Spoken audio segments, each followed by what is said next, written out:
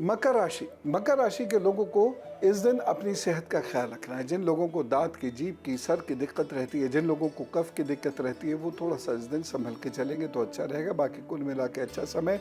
छोटी सी सावधानी है कि अपने धन का ख्याल रखिएगा। उपाय क्या करेंगे इस दिन को बेहतर बनाने के लिए?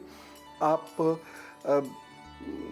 सरसों के तेल और उड़द की दाल का दान कर दीजिएगा, प्रभु जी सब ठीक करेंगे। कुंभ राशि, ये समय आपके लिए थोड़ा कम अनुकूल है। इस दिन अपने धन का बहुत ज़्यादा ध्यान आपको रखने की ज़रूरत है।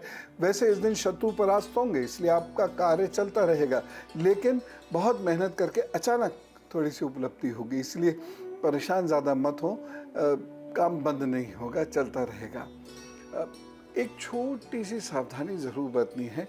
इस दिन झूठ मत बोलिएगा और किसी की झूठी गवाही मत दीजिएगा, किसी के को गारंटर ना बनिएगा। उपाय क्या करना है?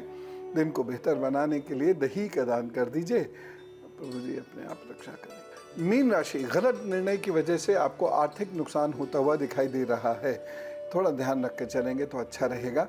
बाकी समय बुरा नहीं है, माता पिता का सपोर्ट भी मिलेगा, लेकिन आपको माता पिता की सेहत का ख्याल रखना होगा। एक विशेष चीज़, आप अपने निजी संबंधों का बहुत ज़्यादा ख्याल रखिएगा, नहीं तो वहाँ प्रॉब्लम हो सकती है। बाकी कुल मिला के समय ठीक है, चिंता ना करें, आगे बढ़े। ओम ब्रह्म बृहस्पताय नमः का जप करें, ठीक हो जाएगा। और अब उनके बाद जिनका है आज जन्मदिन, तो जिनका भी जन्मदिन है, जन्मदिन की बहुत सारी बधाइयाँ। और सुनिए अपने आगे आने वाले 12 महीनों का हाल। ये 12 महीने आपके लिए अच्छे हैं। इन 12 महीनों में आप का स्थान परिवर्तन होता हुआ दिखाई दे रहा है। जो लोग मीडिया के से लिंक्ड हैं या जो लोग फिल्म से लिंक्ड हैं, उनके लिए ये समय अच्छा दिखाई दे रहा है। तो कुल मिला के ये आने वाला वर्ष आपके लिए काफ़ी अच्छा है।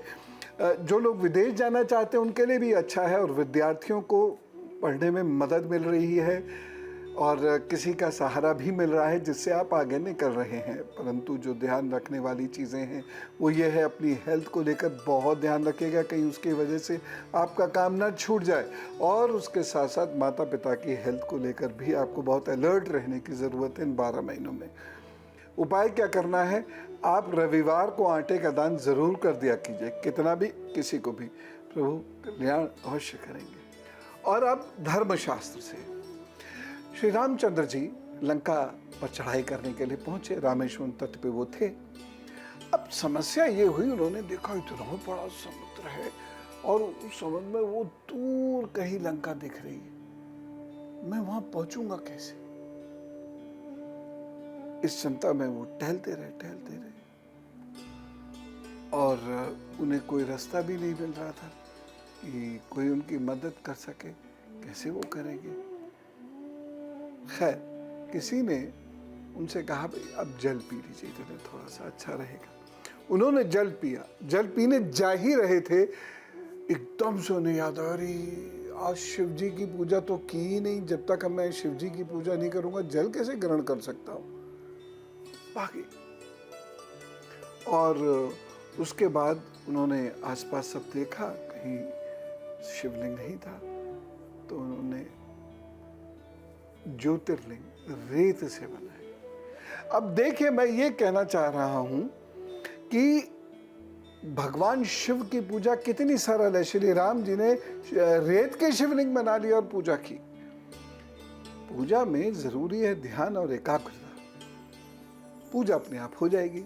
लेकिन अभी हम लोग क्या करते हैं, इतना प्रपंच करते हैं, उसकी वजह से पूजा हो ही नहीं पाती, प्रपंच में ही लगे रहते हैं।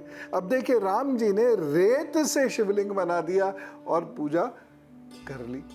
खैर, अब राम जी ने ध्यान साधना से पूजा करनी प्रारंभ करी और तुरंत महादेव और मां पार्वती वह प्रकट होते हैं। अब राम जी इनसे एक बात कहते हैं, वो कहते हैं कि मैं लंका विजय करना चाहता हूं, जो आपके बिना संभव नहीं है, लेकिन रावण आपका भक्त है।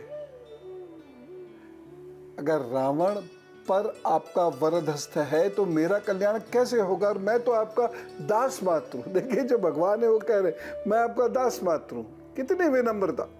तो उन्होंने कहा कि तुम विजयी होगे। और उसके बाद राम ने कहा कि मैंने जिस स्थान पर आपकी पूजा की है लोगों का कल्याण हो, इसीलिए अब यहीं पर आप स्थापित हो जाइए। तो वहाँ पर महादेव ज्योतिर्लिंग के रूप में स्थापित हो जाते हैं। इसे रामेश्वर तट पर होने की वजह से रामेश्वरम ज्योतिर्लिंग कहा जाता है। और यहाँ पर राम जी ने तपस्या की थी, इसलिए इस जगह का बहुत महत्व है। यहाँ की ऊर्जा अनुपम है, अद्भुत है। तो कभी आप जाएं वहाँ तो बिना रामेश्वरम के दर्शन के मत आइएगा वापस। प्रभु की बड़ी कृपा बरसती है वहाँ पर। खैर, इस तरीके से रामेश्वर ज्योतिर्लिंग स्थापित होता है और वहाँ पर जो व्यक्ति जाते हैं वह उनका कल्याण वहाँ महादेव की कृपा से अवश्य होता है। और अब गुरु मंत्र। गुरु मंत्र में मैं यूटीआई का आपको एक अचूक नुस्खा बता रहा हूँ, लेकिन एक विनम्र निवेदन है, वो ये है मैं सिर्फ जानकारी देता हूँ। चिकित्सीय सलाह लिए बिना, चिकित्सक से मिले बिना आप किसी भी दवाई का ग्रहण नहीं करेंगे। लेकिन हाँ, जानकारी के पॉइंट ऑफ व्यू से ये ज़रूरी है, वो मैं आपको तक ले जाता हूँ। जौ बहुत महत्वपूर्ण है, मैंने पूर्व में भी बताया है। गेहूं और जौ किस तरीके से मनुष्य के शरीर को बलिष्ठ रखने और उसके साथ अशोक यानी उसको कोई शोक ना हो, उसके कार्य आता है। ऐसे ही जौ को आप भून लीजिए, 2 बड़ी चम्मच जौ अच्छे से भून लीजिए। तो वो ब्राउन ब्राउन से हो उसे उतार लीजिए और खूब अच्छे से कूटिए उसको, इतना कि वो एक पाउडर बन जाए। उसके बाद 1 गिलास जल लीजिए और उसमें 1 चाय की पत्ती बराबर, पत्ती की जो चम्मच होती है वो भर के जो आपने पीसा है वो वहाँ पर डाल दें और वहीं पर 1 चम्मच शहद डाल दें। उसे घोल कर सुबह सुबह पीना शुरू कर दें। जिन लोगों को थायराइड की प्रॉब्लम है, जिन लोगों को यूटीआई की प्रॉब्लम है, जिनको मूत्र कम आता है, उन सब दीदी लोग के लिए, सब बच्चियों के लिए ये बहुत अनुपम, मैं कहूँ तो प्रभु का चमत्कार। इससे आपको जरूर लाभ प्राप्त होगा। नाग पंचमी आ गई है। नाग पंचमी पर मैं कुछ बहुत विशेष बात करूंगा, इसलिए नाग पंचमी वाला एपिसोड बिल्कुल मत छोड़िएगा। तो आज हमने इतनी ढेर सारी बातें की, खास तौर से स्त्रियों की समस्याओं को समझने की कोशिश की और उपाय बताए, और उतने ही उपायों से आप ठीक हो जाएंगी, आप दुरुस्त हो जाएंगी, चिंता मत कीजिए।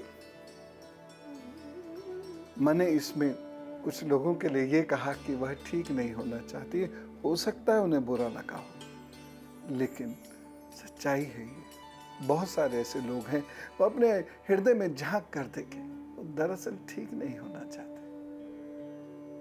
लेकिन ये उपाय करेंगे आप और ठीक होना चाहते हैं आप, तो बहुत जल्दी ठीक होंगे, ऐसी मेरी कामना है। राम राम, नमस्कार, भारत माता की जय।